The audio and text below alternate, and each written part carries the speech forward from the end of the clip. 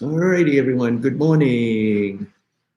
Good to see you all after having been away for a non-cruise that got canceled because of Omicron. So it was a staycation, but it was still um, relaxing, but always good to be back. So this morning we are looking at the lectionary reading from the Apostle Paul's first letter to the Corinthians. And hello, Mary Lou.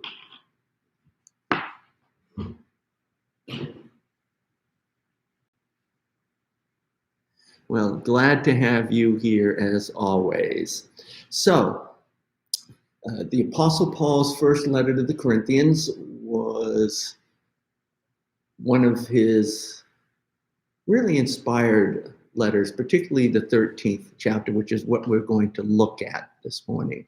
And it is known as the love chapter, and that is self-explanatory when you hear the words. So without further ado, let's listen to what Paul has to say to the Corinthians and also to us. 1 Corinthians 13. If I speak in the tongues of men and of angels, but have not love, I am a noisy gong or a clanging cymbal.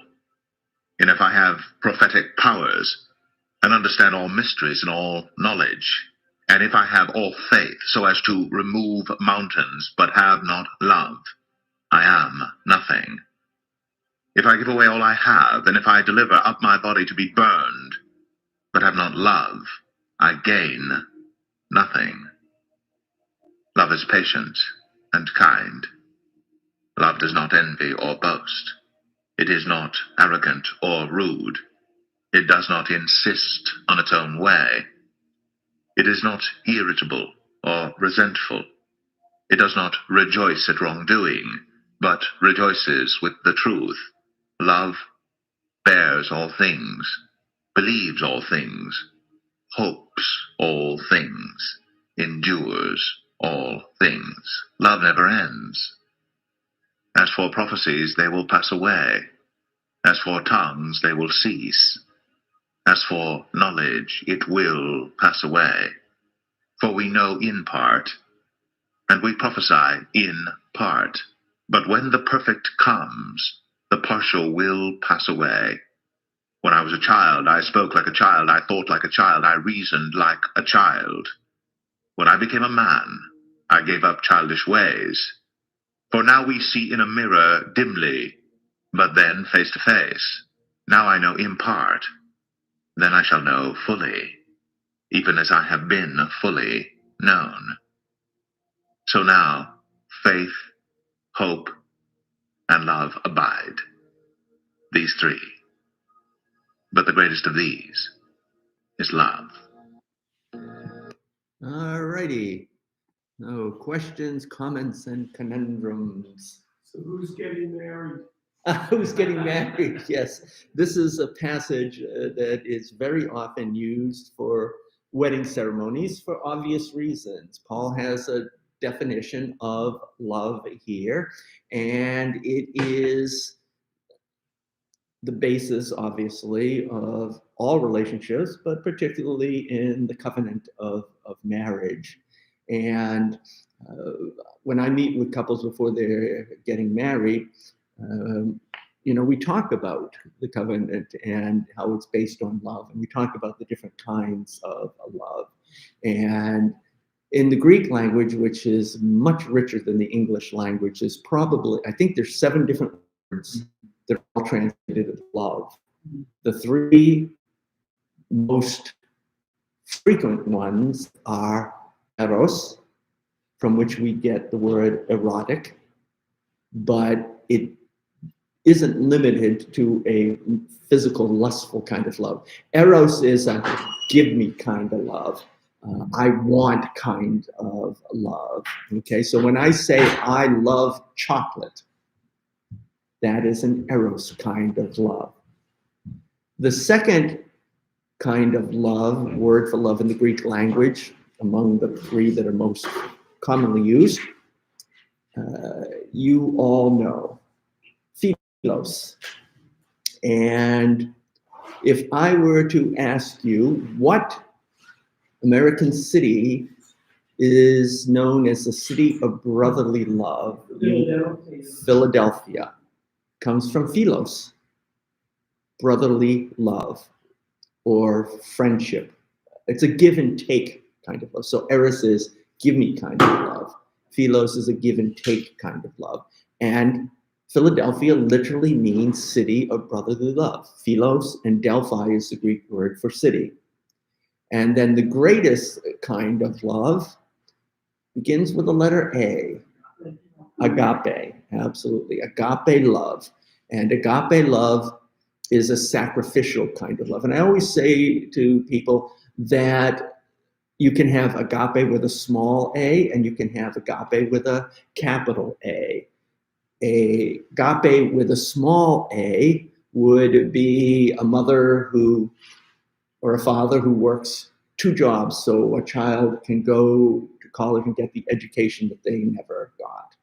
Agape with a capital A is what we saw on September 11th when the first responders went into the towers, put their lives at risk, and many of them died because of that. And I am always reminded of the man who was in the second tower, called his wife and said they've ordered us to evacuate, but he had a coworker who was in a wheelchair. And he didn't want to leave the coworker in the wheelchair because the elevators weren't functioning. And so he told his wife he was going to wait until the first responders got there, and he died. That is agape with a capital A. And the ultimate agape with a capital A would be what? Yeah, Jesus on the cross. Yeah, that is agape love. In fact, what does Jesus say in John's gospel at the Last Supper? He says, greater love hath no man than this, that he laid down his life for his friends. Greater love. No greater love. And if you were to look at the original Greek, I am sure that at that point you would find the word agape. So yes, this is not surprising that this passage is also used at funerals. I also use it sometimes for weddings, I'm sorry. I also use it sometimes for funerals. So anything else that strikes you here? And it's a little more of the history of where the churches at the Corinthians were at that time, inspired him for this. So, just so I'm understanding you correctly, a little bit of the background of what's going on, where they are, and everything. Yeah. What motivated Paul to write this to the Corinthians? Oh. Is that what you're asking? That's what I was. Yep. Yeah. Yep. So the answer to that question is in the very first verse. Why did Paul write these words to the Corinthians? If I speak in the tongues of men and of angels. What Paul is talking about here is, the Greek word is glossolalia, which is speaking in tongues. Have any of you ever heard someone speak in tongues? My mother supposedly did it. Did she really? Your mother did it? Yeah, she was at it was at the basement of her church. Basement of her church. They were having a meeting. Yeah. And it was during the week. And she was not aware of what she was doing. Nope. She sat there, and then words came out of her mouth that she had no idea. Mm-hmm. And everybody saw her, and she had no idea what she did. Mm-hmm.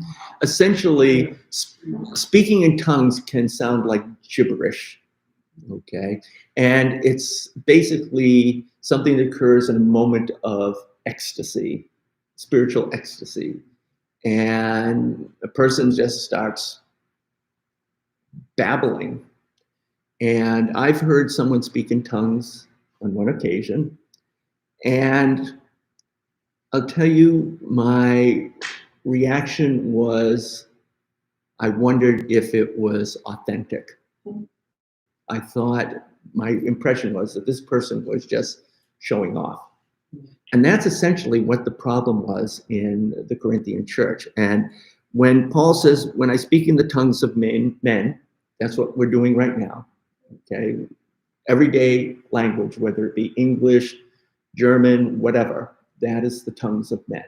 The tongues of angels is what your mother experienced. It's the language of heaven, supposedly, is one way it's described. And the problem was that in the Corinthian church, it was something that they liked to do to show off. And they would start speaking in tongues, and essentially the message was, hey, look at me over here. I'm talking to God and the angels, and this shows that I am a person of great faith. Paul's basically saying, knock it off.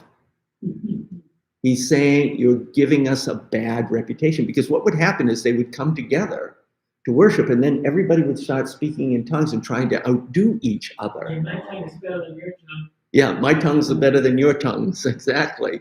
And so what happened was people who weren't of the Christian faith would hear this, and they would think that these people are all cuckoo. So Paul sets down in his first letter to the Corinthians ground rules for speaking in tongues. He says, when you come together, let only 2 or 3 speak in tongues, and you have to take turns. Okay? Which is kind of silly when you think about it. If this is something that is inspired and you have no control over, how can you say, you have to do it one at a time? And the other thing that Paul says is you can only speak in tongues if someone is there who has the gift of interpreting tongues. If someone is there who can say, this is what that person is saying. So essentially, Paul is talking about tongues, which is one of the gifts of the Spirit.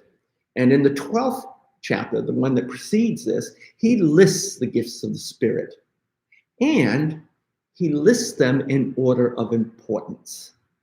Okay, so teaching and prophecy and working miracles is somewhere in the middle. The first 2 are high up on the list. And guess which gift of the Spirit he puts at the very bottom of the list? Speaking in tongues. Yes. Did he think that some people were being just making up? Oh yeah. Stuff? Oh, They don't want to come out. yes. I'm sure that. Yes. Yes, Pentecostals.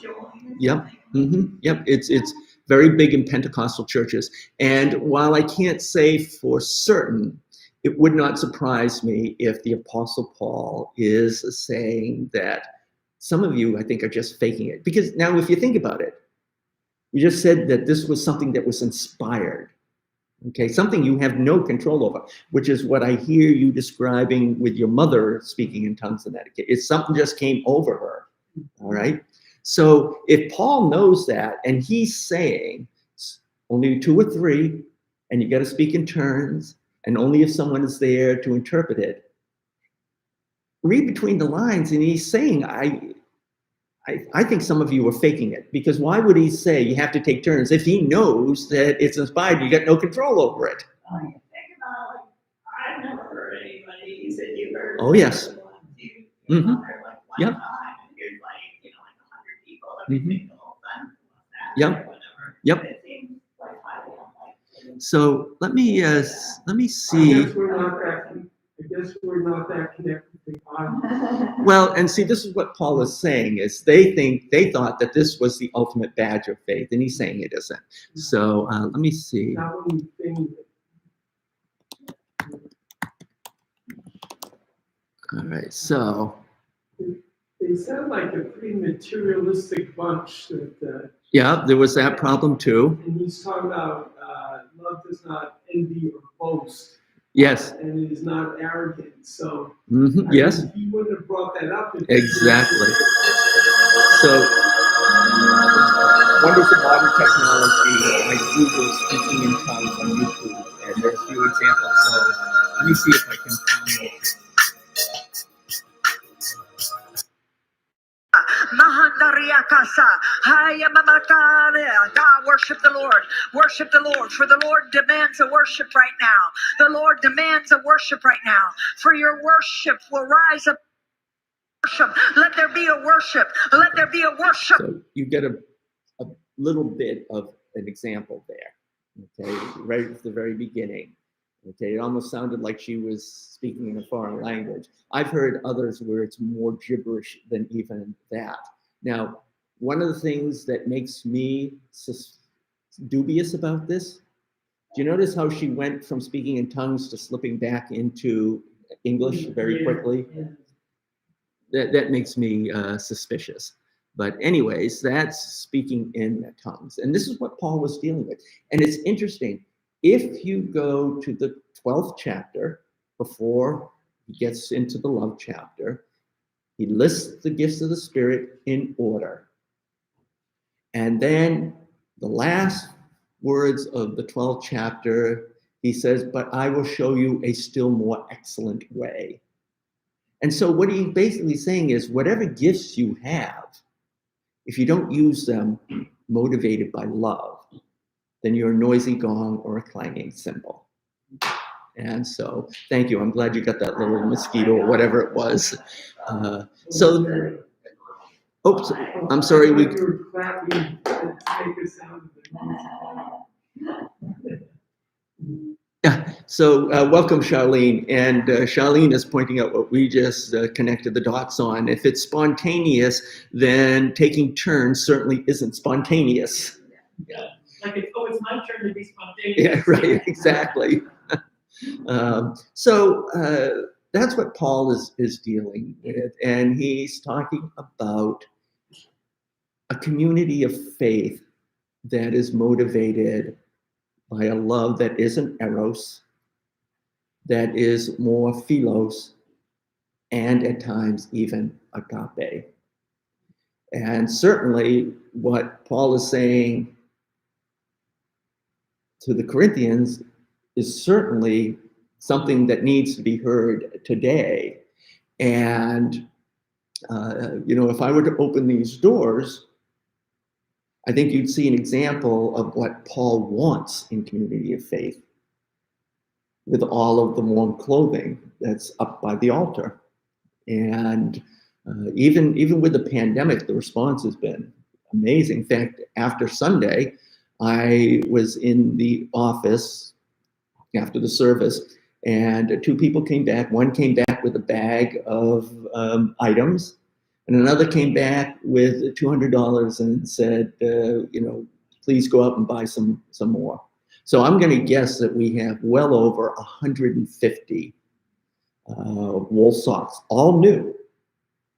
And I can tell you that when we bring those into the homeless people, when they see the tags or the packaging, they're thrilled because they know they're new and they're not getting just I'll give you an example. When I was starting out, I can remember that our middle school youth group, this is at my church up in Maine, would do a Thanksgiving offering on the Sunday before Thanksgiving, and they would invite people to bring in non-perishable foods for a Thanksgiving dinner. And we would get a lot of things like that. But we'd also get things like ramen noodles and cans of stuff that were just almost expired.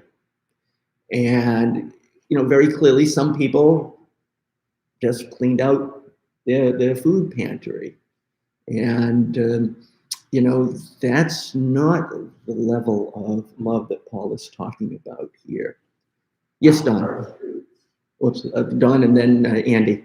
If you take and substitute, which we do frequently in how we phrase it, the word God or the word love, Yeah. all the way through, and you come down to 13, it justifies that change of the word love to the word God, an explanation, because faith and hope are what God asks us to do to proceed through life. We should work in faith, emulate God, and have hope on things. And if you go to 1 John, you have the simplest definition of God in the entire scriptures. God is love. Mhm. Yes, Andy. Oh, I'm sorry. Yes. I was saying it's not giving like the first fruit. Oh, yes. Stuff that's about to go bad. That's right. So good point, Leslie. The ramen noodles is not the first fruits. And when the Israelites would make a harvest offering, it always had to be the first fruits. So in other words, I know they don't have apple trees over there, but you couldn't just go and pick up the apples that had fallen to the ground and are already half rotten and say, here you go, God. It had to be the first fruits, and it had to be a lamb without blemish. You couldn't take the runt of the litter that wasn't going to survive and rush down to the temple and say, here's my offering. And that raises a question, do we give God our first fruits or our leftovers? I'm reminded of a wonderful parable that is told by the prophet Isaiah. And the prophet Isaiah talks about this guy, and he cuts down a tree, and he uses some of the tree to build a fire. To keep himself warm. And he uses some of the tree to keep the fire going and to cook his meal. And then with what he has left over, he makes a statue and bows down and worships it. And I call it remnant religion. So, question, and I said in my email that went out for this, that there was one verse in particular that caught my attention. 11. Yes. When I was a child, I spoke like a child, I thought like a child, I reasoned like a child. When I became an adult, I gave up childish ways. It says man in the ESV translation, but that word is generally translated as an adult. Children, and it's said in here, the openness that they have, the awe and wonder that's in them. Children have awe and wonder. With children. When we become older, we become more educated, more aware of the world. They call it wisdom. It's not necessarily that, it's an awareness. Mm-hmm. And that awareness perhaps clouds our ability to look at things that prejudices us against the possibility of being open to awe and wonder. Yep. And I think that's what's referred as to. As of course Jesus said, unless you become as a child, you shall not enter the kingdom. And yes. But children, on like the flip side of that, which I agree, but also children are very egocentric.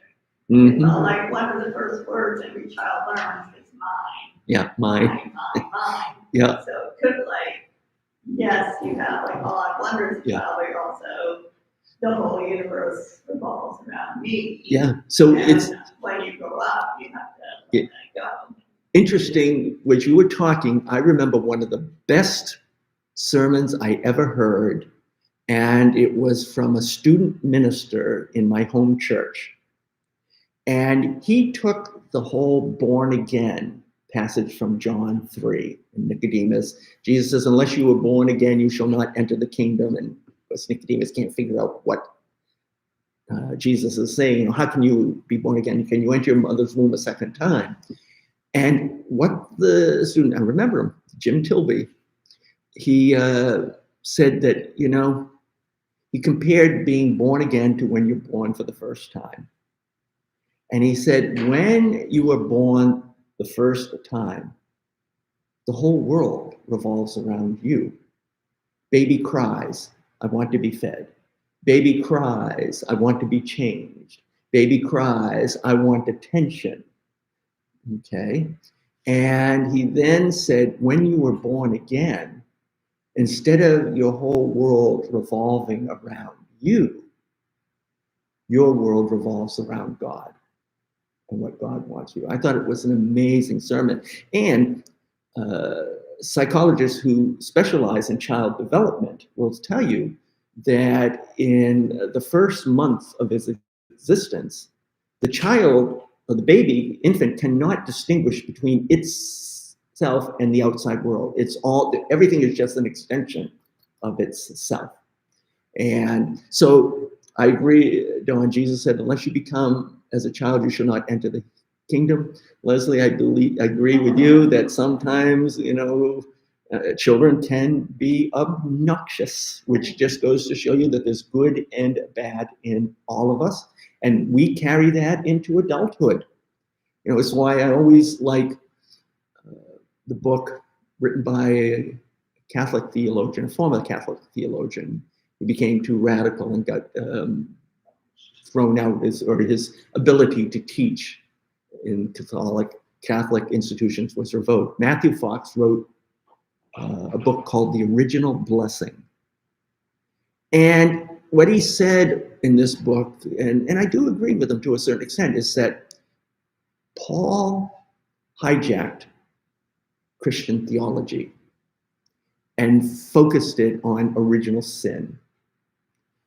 And while Matthew Fox, I certainly don't deny the reality of original sin, that there is that imperfectness in our nature that, when push comes to shove, sometimes it's all about you, okay? But he also says that, this is Matthew Fox, that before there was the original sin in the Garden of Eden, there was the original blessing.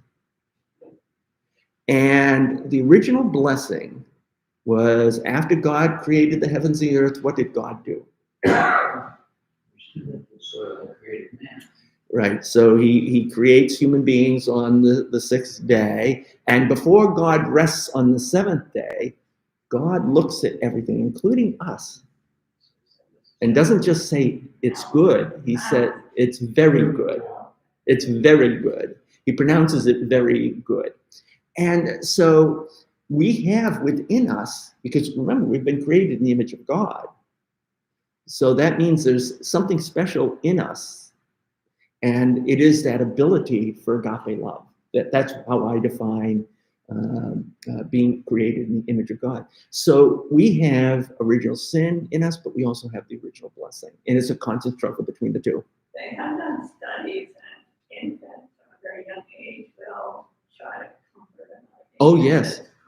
Yes, yes. Mm-hmm. Sure, like these are pacifiers, they've got one. Right. Just very muscle. Yes, there are certainly examples of infants where there's something in them. When they hear another baby cry, they try to comfort them. But they'll also do something else. Cry with them. They'll cry with them. It's like, this one over here is crying, maybe I should be crying too. Or if this one's crying, they're going to get attention. What about, so there's original sin and original. Yeah, that's right. Yeah.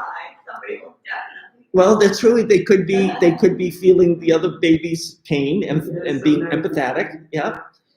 So what it comes down to is, you're both right.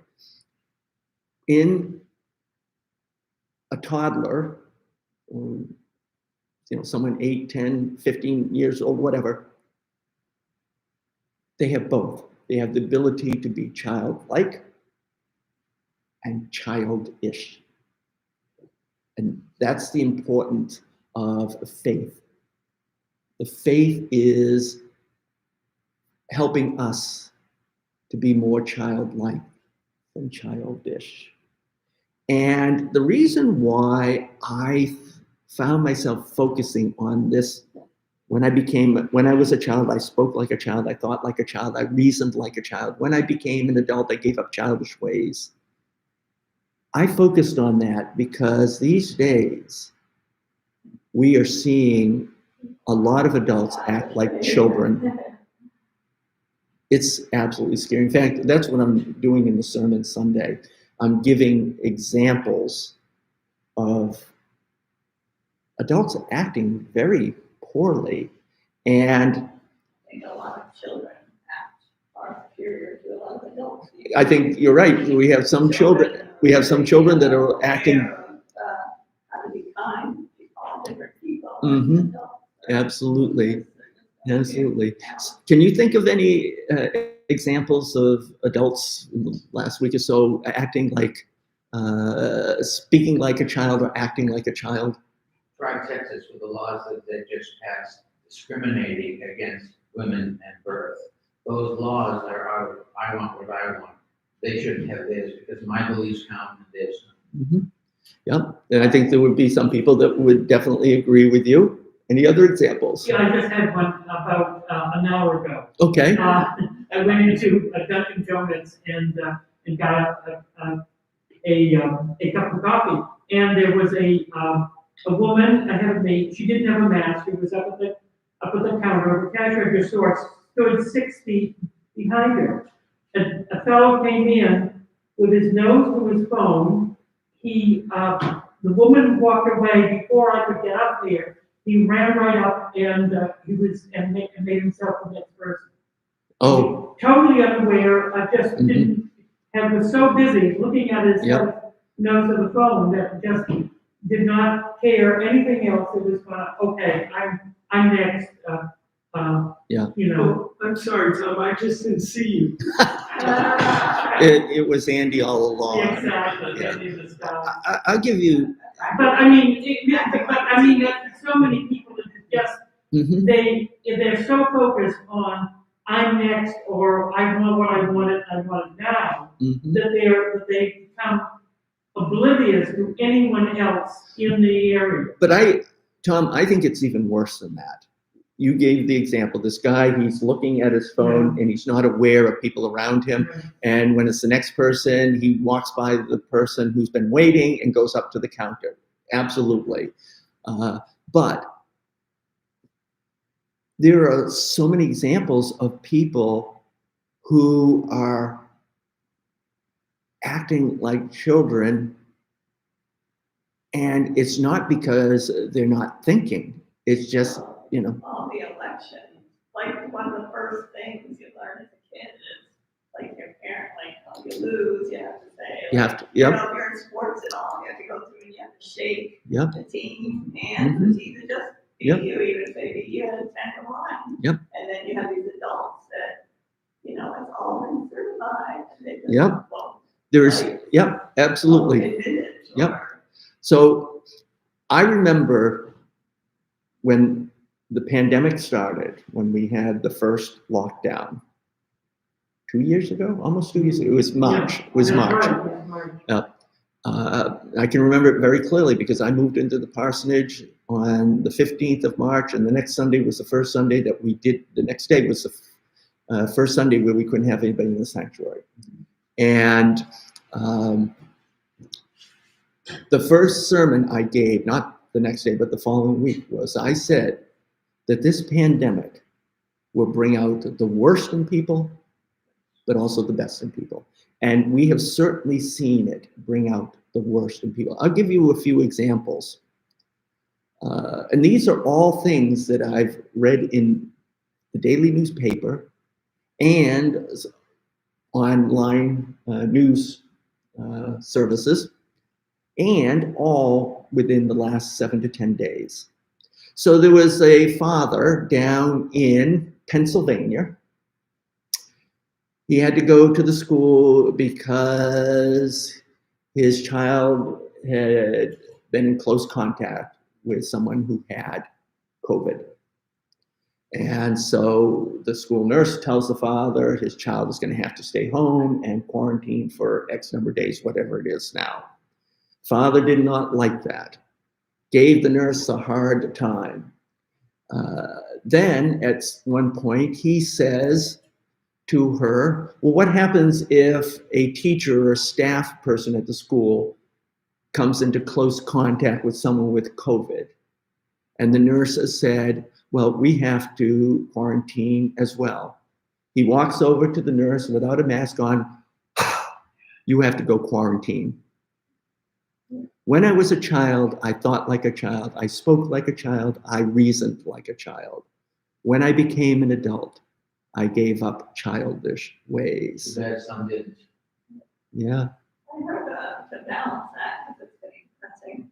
I heard a really lovely story on the Today Show this morning about a dad and his daughter is a lesbian, and when he she got married and we walked her down the aisle and just started thinking that there's LGBTQ people Yeah. out there Mhm. that have no parent willing to like Mhm. walk them down the aisle. Mm-hmm. And he like put it on TikTok, and now there's a community like 30,000 people, and there are all these like parents that Yeah. have like multiple Yep. like Mhm. sort of like adopted, unofficially with adopted kids, Mhm. and people Yep. going all over the place, and they were having them over for Christmas because they weren't welcome in their house anymore. And Yeah, and this all started because he was walking his daughter down the aisle on a wedding day, and she's lesbian. Right, and he just thought, like, I bet there's kids that don't have this, and how bad is that, So you It was just, so nice, absolutely, you just triggered a memory for me. And this is, once again, going way back to when I was first starting out, and it was at the beginning of the AIDS epidemic. Somebody passed away. I don't even remember who the person was. I vaguely remember that he had a mother from Oklahoma or Nebraska or somewhere out there. And her faith was very important to her. So I got a phone call from the funeral director saying, this is a situation. Her son died from AIDS, but she wants a church service. Would you do it? And I said, absolutely. And they had a collation afterwards. So I can remember, particularly at the collation afterwards, it was a weird feeling.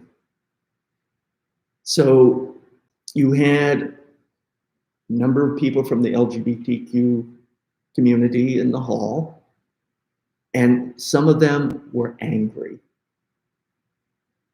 They saw churches as the enemy, particularly back then.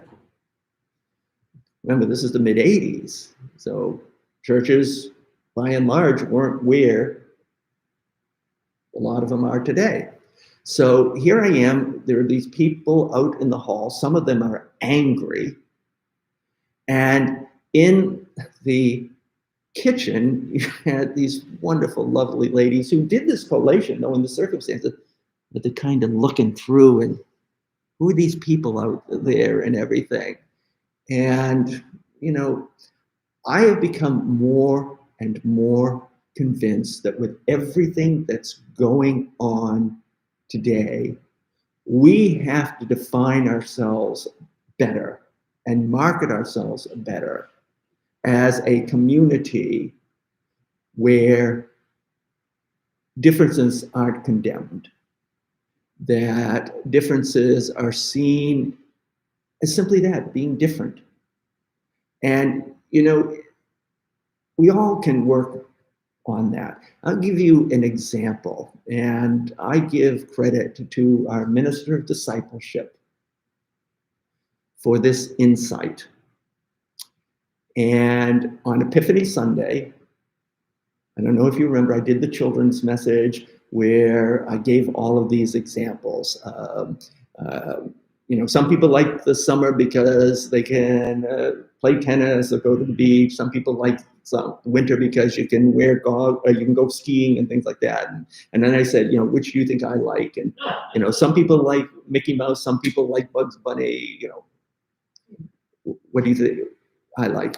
And then I put the picture up of the wise men, and I deliberately chose a picture of the wise men that made them look Semitic. They had dark skin.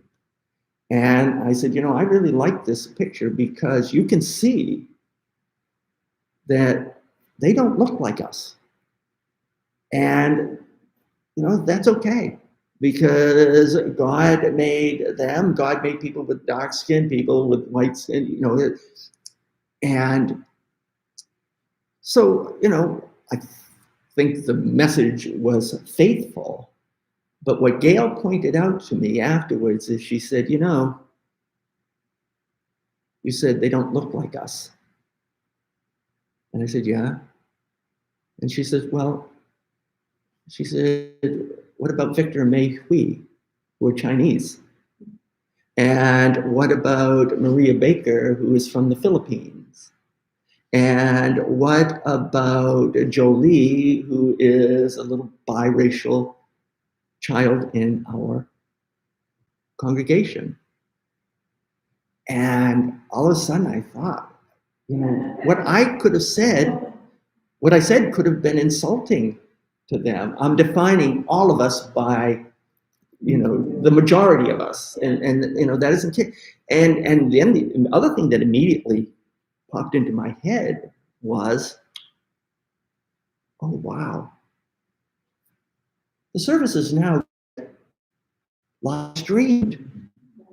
Anybody, not only the week after that, but somewhere down the road, can look at this and hear this children's message and think, well, what kind of a community of faith is this?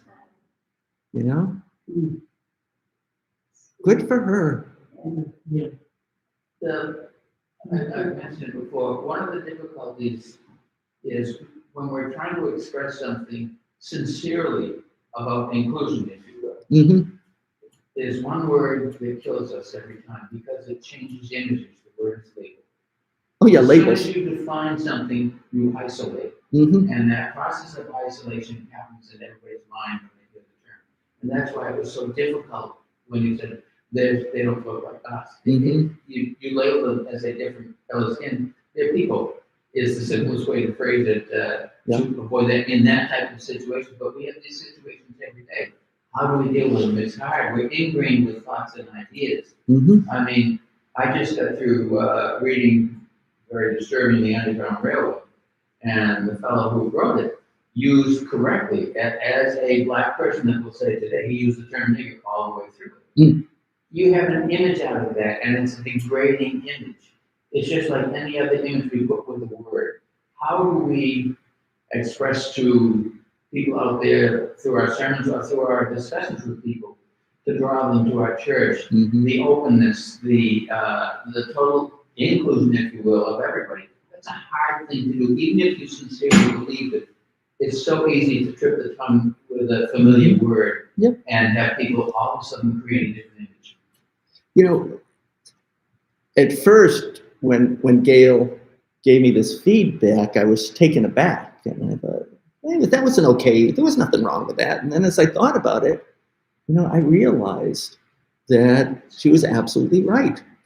And, this is where I'm coming down with all of this. Love means that sometimes you have to do not what you want. You have to do what someone else needs. It's easy to do that when your mother and your 4-year-old daughter's sick. It's easy to do that when you're canceling your vacation plans because your 86-year-old mother is ill. It's easy to do that when your best friend who's always been there needs you. The challenge is to do it when it's someone you don't know, and even more so when it's someone who doesn't have the same skin color that you have, doesn't speak the same language that you speak because they came from a different country.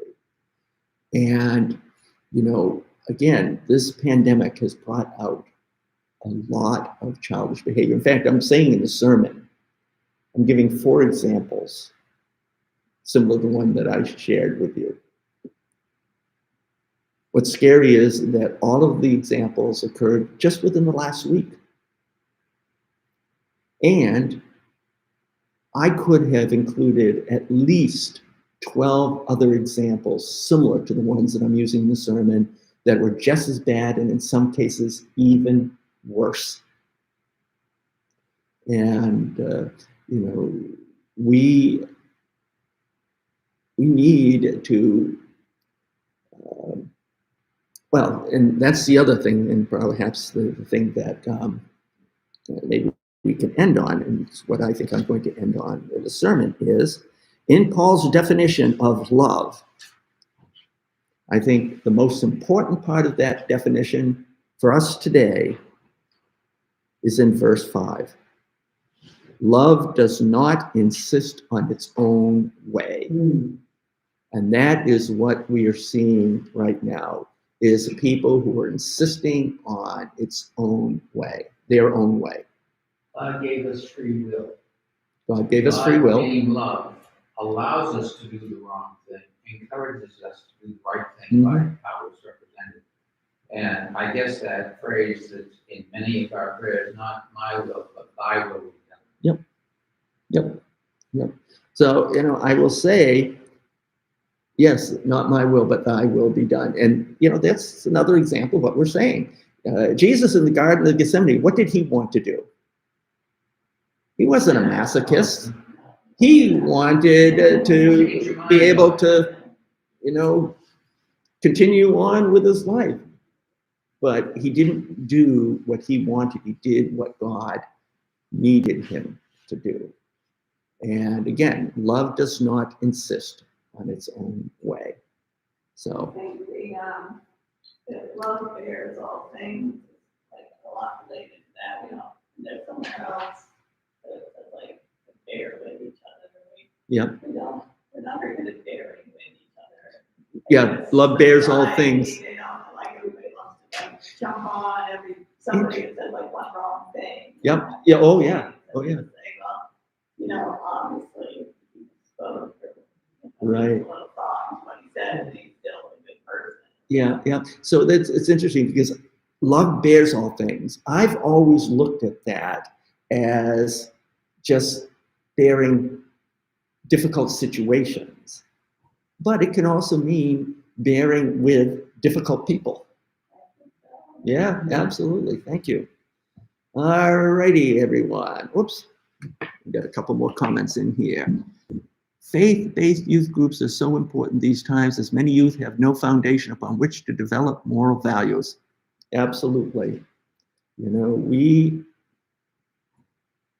need to help instill the basics of faith in our youth. And, because it's such a screwy world out there, they need it. I think the strongest thing we can do is live by example. Yes, we teach by example. And we teach our youth by example. Yep, absolutely. Well, I thank you all, everyone. I have found this very helpful for me. I hope it was for you as well. So God bless. We are off.